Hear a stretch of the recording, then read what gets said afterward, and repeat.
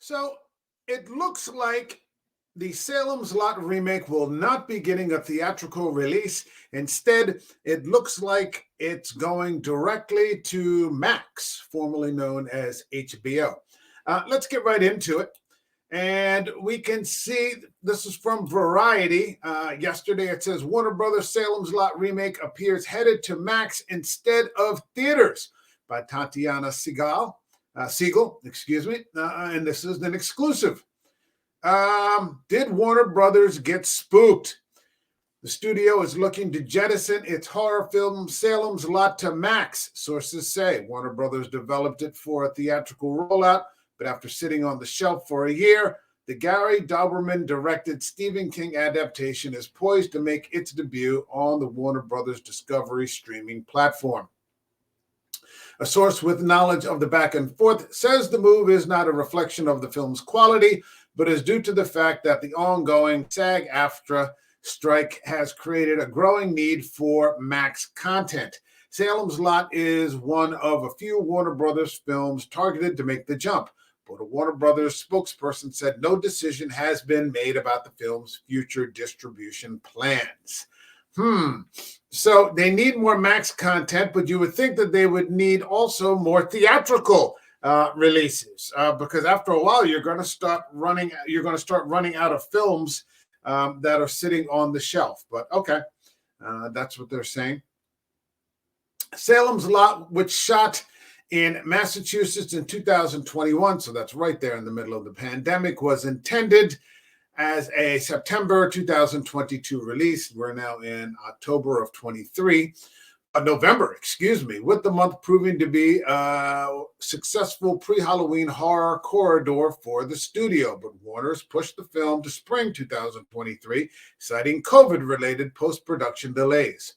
Earlier this month, Salem's Lot quietly moved off the schedule altogether, prompting speculation that it would be a Warner Brothers Discovery tax write-off in the vein of last year's Batgirl. Starring Top Gun Maverick's Louis Pullman, the film also includes Mackenzie Lee, Bill Camp, Pilu Asbake, Alfre Woodard, and William Sadler. Dauberman, who began developing the project in 2019, also wrote the screenplay. James Wan is a producer on the new Salem's Lot via his Atomic Monster, the company behind a bevy of Warner Brothers horror hits from the Conjuring franchise. King described the Salem's Lot remake on X Twitter, writing, quote, "The Warner Brothers remake of Salem's Lot, currently shelved, is muscular and involving. It has the feel of old Hollywood, when a film was given a chance to draw a breath before getting to business, when attention spans were longer, in other words.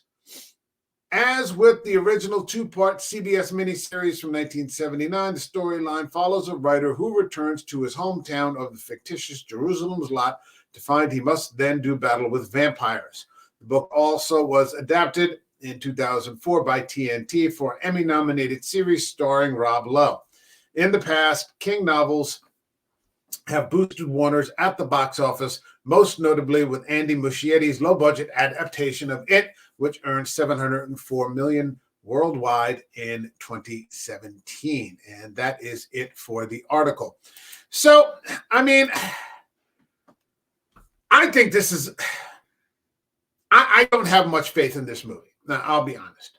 And here's one of the reasons why. One, you're probably not going to extract anything new out of Salem's Lot. There's not much to be done. I mean, unless you were to do a really, really super faithful, like a Mike Flanagan style 7-8 episode, limited series of Salem's Lot. I don't see how a theatrical release of Salem's Lot is to anyone's benefit.